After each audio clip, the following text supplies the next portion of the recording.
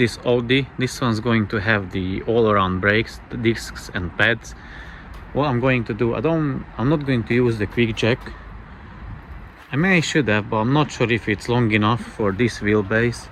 So I'm just going to use a jack and an axle stand to support it, remove one wheel, show you only one side, so one rear, how to do it, and then the rest I'll do it off camera. So jack up the car, support it on the axle stand, remove the wheel, remove the caliper, the holding bracket, the brake disc, the pads, release the brake fluid reservoir cap, push back the brake piston, install the new brakes, and then that's it, one side. This one has sensor, one in the front, one in the back. I'm not sure how Audi or Volkswagen Group has it, but usually BMW has one front left and one rear right. And this one already showing on the dash that the indicator, that the sensor has indicated that the pads are worn. So I'm not sure if I will be able to just reset it or I'll need to get a new sensor. I will let you know that once I'm done the whole brakes. Okay, now to the rear brakes. As you can see, this is a classic setup. So basically you have the bolts for the brake pads, for the brake caliper, and then the brake caliper holding bracket, one there and another one further down. So I think this is 12 or 13, maybe 14.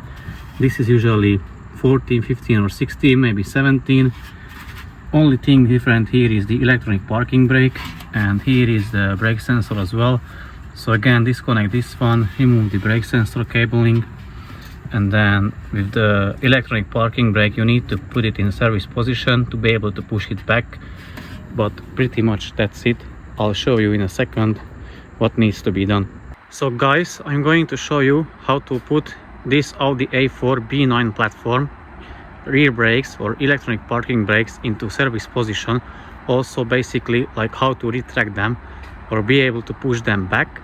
So have the diagnostic tool hooked up.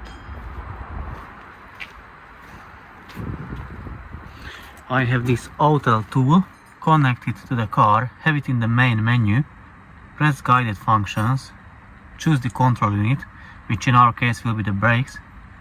Obviously have the ignition turned on, the diagnostic tool properly connected to the car, and we are going to use this one, the remove brake pads, and it basically tells what it's gonna do. Continue, and we are going to start path change mode, so that's option 1, and you will hear the rear parking brake moving.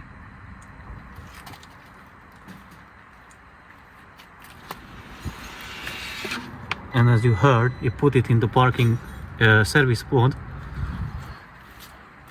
Also the parking brake button will be flashing, and you will have that yellow triangle on the dashboard. Now once you change the pads, you can retract them with option number 2. You will be hear them moving again. Yeah. And then press done, and then end the function,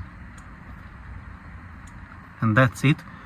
Also another way you can, when you remove the wheel, the caliper, the parking brake motor is attached to the caliper, so you can remove, disconnect and remove the motor of the parking brake and manually turn it.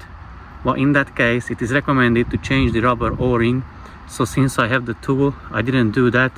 And also some people say, I think you can do it with a 12-volt battery.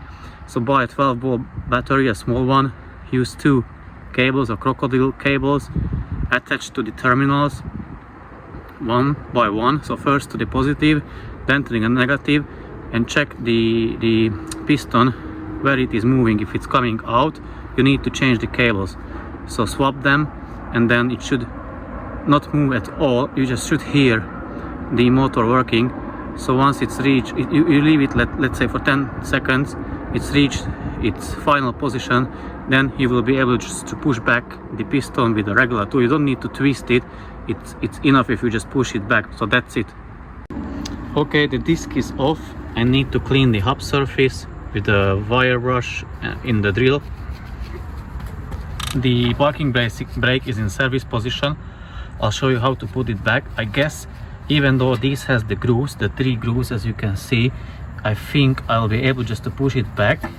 Usually I'm able. I just hang it the brake caliper there. As you can see, the caliper holding bracket is held by 2 18mm bolts.